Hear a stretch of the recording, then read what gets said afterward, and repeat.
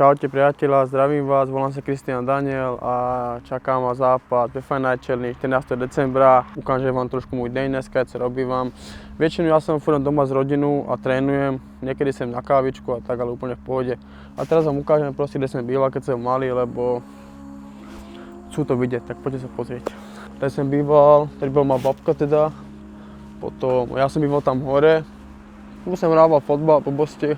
Takže tady som býval, vidíte, to je malá izba, nevím koľko tak to je veľké, tam bývali všetci 8-10, malinká izba. Tady bývajú bezdomovci včil, víš, tu miesto dalo také, že nozleháreň, víš, tu si môžu spávať, keď je zima, chvala Bohu. Také pro chuďáku proste, že fakt si na ten kríza proste, tak tu si dal pohode. Niektorí ľudia tu bývajú celý život a sú spokojní, víš čo? Potom som býval aj v chalupách vlastne, kde bývajú ešte moji rodiče, aj súrodenci moji.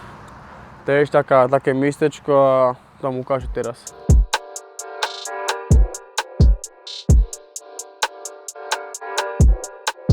No a tak teda potom som býval aj tady.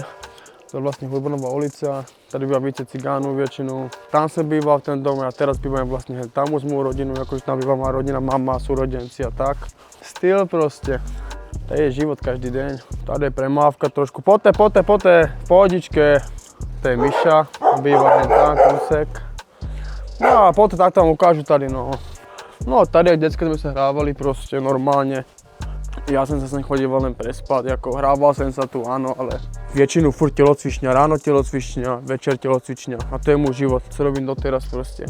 No, tady býva môj kamarát, gitarista, dobre vyhrá na gitaru, Kamil. Však ja som tu sprodával sparingy. Auto donosa, rukavice do prstítka, všetci sa tu byli, hore Kalvárka, kde kríž taký kopec, tam je Márnica a tam sme chodívali spárovať, normálne sa rukavice všelijaké proste, staré, roztrhané, hlava nehlava. Buď sme sekali drevo proste, víš, alebo sme sa byli, sme mali silu, víš, v rukách sa sekery a potom tréningy, ale samozrejme už život je úplne iný než teraz.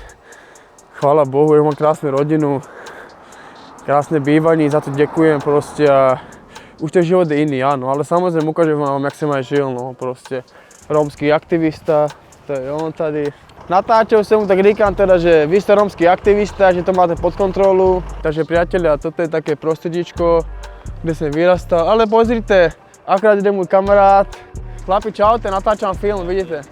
A teraz sa presuneme, čo ja robím každý deň. Ja pre tréning idem vždycky na kávu a potom odpočúvam, takže poďte sednú na kávu, priatelia.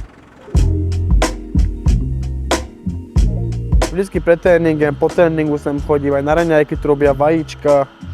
Takže ja sem rád chodím a vždycky pred tréningem si dám kávu, lebo to mám rád proste a užívam si to. Čaute. Tak vítajte u mňa doma.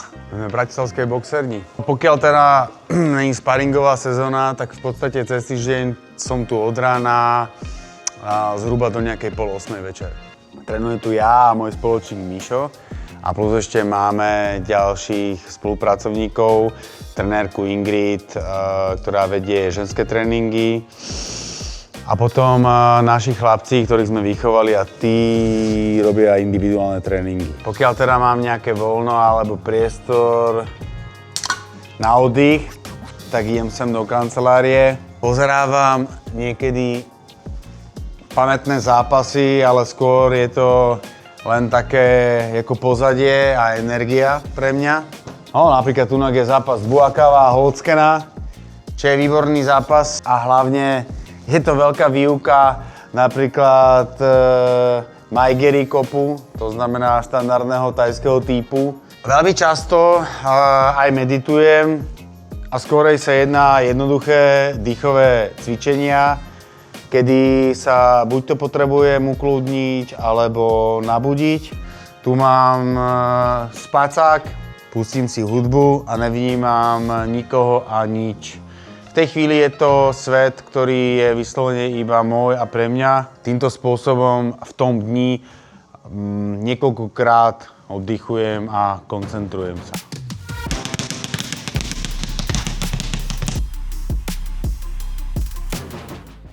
No čo sa týka tu na týchto trofejí, tak skorej pre mňa sú to také ako veci, ktoré nemajú pre mňa nejakú extra hodnotu a tak ďalej, ale to z toho dôvodu, že ne ani, že by som samého seba ponižoval v tomto svete, pre mňa to má takú hodnotu iba, že som tie veci získal, a nielen ja, ale sú tam napríklad aj Erikové nejaké opasky 2, tak asi tak. White Gypsyho ja vôbec nepoznám, za čo teda nejakým spôsobom, keby som mal povedať skôr teda niečo dobré k nemu, tak poviem, že je to športovec, ktorý odboxoval, myslím, že 200 zápasov alebo niečo okolo 200 zápasov. Musel ísť proste na všetky tie akcie, musel na každý ten zápas čakať, musel ten zápas vyboxovať, určite má pozitívnu bilanciu v týchto zápasoch, takže ja si myslím, že tam presne je takéto akože filmové spojenie toho, že ja som človek, ktorý sa tomu veľmi dlho venuje a on je, keby som to povedal tak filmovo, tak je vychádzajúcou ako keby hviezdou boxerskou tohoto slovenského sveta. To tvorí v podstate akože zaujímavosť toho zápasu. Ďalšia vec je, že medzi nami je obrovský rozdiel, že v podstate by mohol byť môj syn. Takže to je to, čo je zaujímavé pre tento zápas.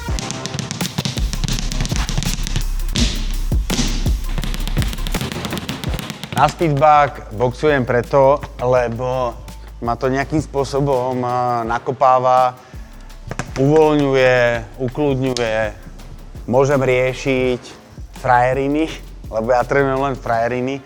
A frajeriny v mojom ponímaní znamená to, že aj všetkým hovorím, že vy trénujte len frajeriny. To znamená, v prvom rade sa absolútne sústredím na to, čo robím. Keď tam niečo poletí, tak je to rýchle a tvrdé a tým pádom to bude asi aj presné. Lebo takto fungujú vesmírne veci. No a posledná vec je, ktorá ma zaujíma, a to hovorím deťom, je technika. Technika je to posledné, čo ma zaujíma, pretože v prvom rade ma zaujíma záujem, hej, o tú vec. Takže vás zdravím, tady sme Box Klub Holíč. Tady Box Klub Holíč, tady to máme, tady je môj hlavný trenér Roman Bielik, najväčší zabiják. Mišo, prosím ťa, môžeš na chvíľku?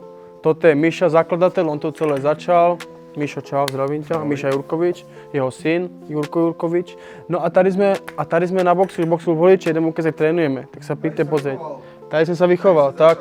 Tady som začal, tady mu ten mňa vychoval, Miša, ten mňa brával. Samozrejme, keď sa niečo dielo ve škole, hned volali jemu proste. Tak došiel proste, vybavil to po svojom, do šatne si ma zavolal a toho si domyslíte, takže tak.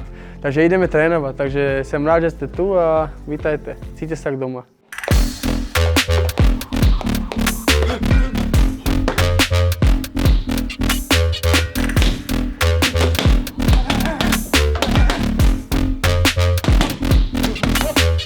Priatelia, takže toto bolo dom so mnou, deň so mnou, mohli ste to vidieť.